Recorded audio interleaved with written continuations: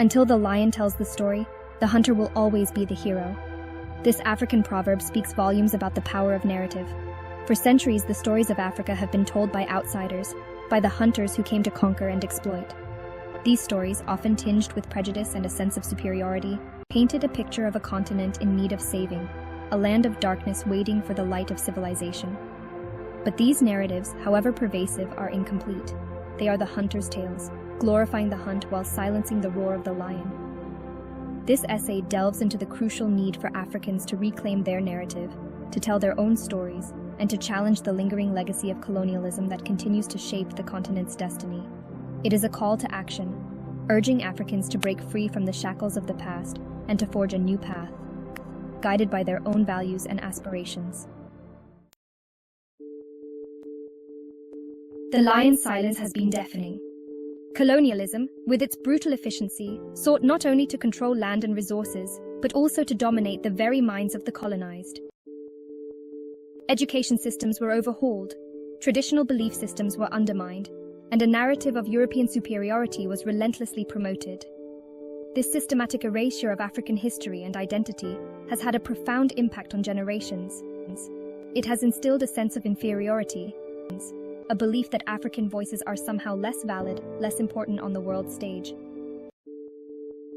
This silence, however, is not a sign of acquiescence, but a testament to the enduring resilience of African cultures and the burning desire for self-determination that continues to flicker brightly.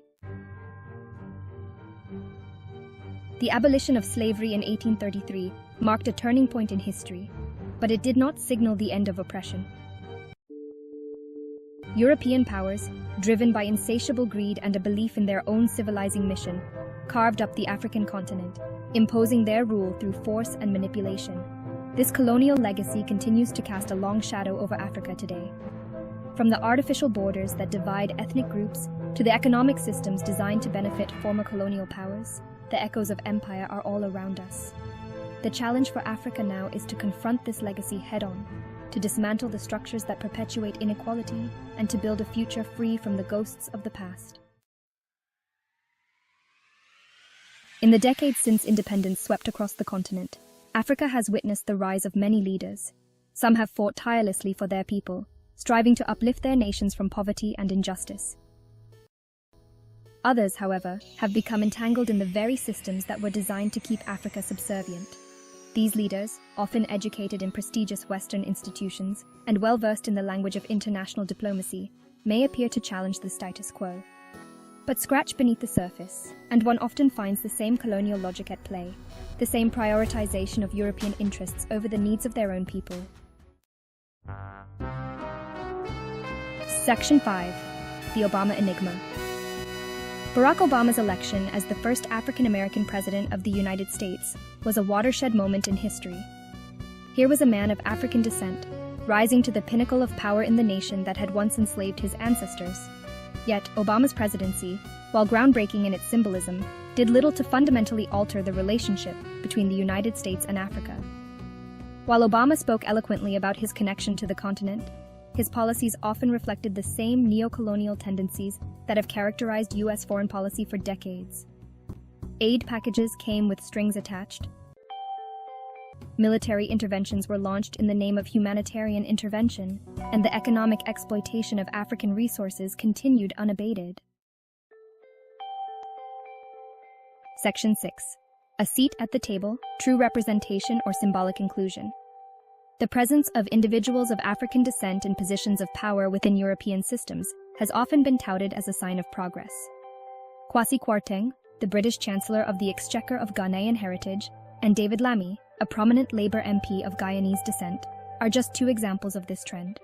While their achievements are undoubtedly significant, they also raise important questions about the nature of representation and the limitations of tokenism. A seat at the table is meaningless if the voices of those seated are not truly heard. True representation requires more than just the presence of diverse faces. It demands a fundamental shift in power dynamics, a genuine willingness to listen to and act upon the needs and aspirations of marginalized communities. Section 7. The miseducation of a continent. Education has long been hailed as the key to unlocking Africa's potential, and rightly so. However, The type of education being imparted in many African countries today is a cause for concern. Colonial-era education systems, with their emphasis on rote learning and their Eurocentric curricula, have done little to equip young Africans with the skills and knowledge they need to thrive in the 21st century. Instead of fostering critical thinking, creativity, and a strong sense of cultural identity, these systems often perpetuate a cycle of dependence and mimicry.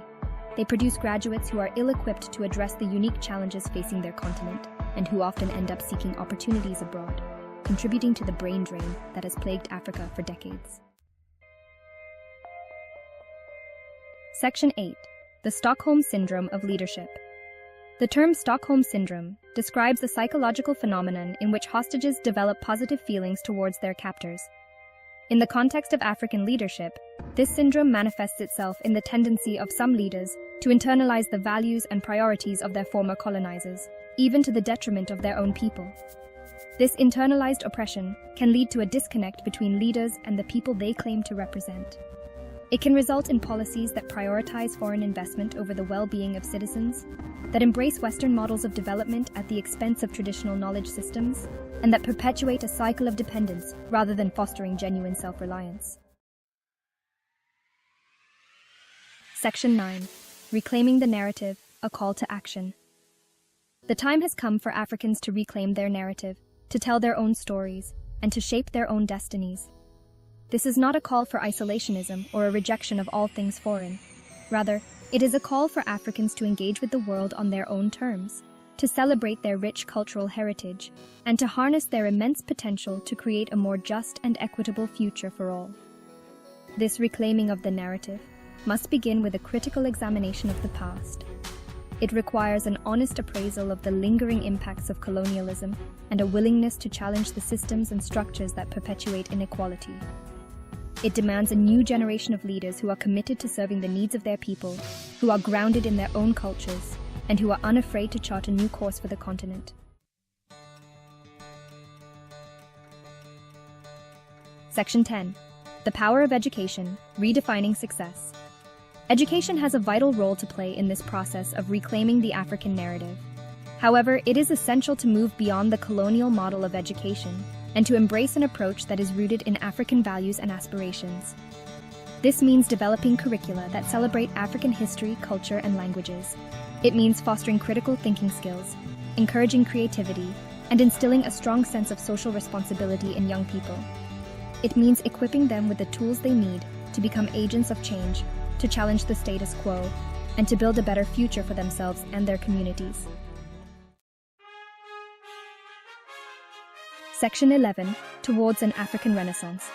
The journey towards an African Renaissance will be long and arduous. It will require courage, determination, and an unwavering belief in the power of the human spirit to overcome adversity. It will demand unity of purpose, a willingness to embrace diversity, and a commitment to working together to build a better future for all Africans. The African lion, long silenced, is beginning to roar once more. As the continent awakens to its true potential, let the world be ready to listen. For in the stories of Africa, in the voices of its people, lies the key to unlocking a future filled with hope, prosperity, and justice for all.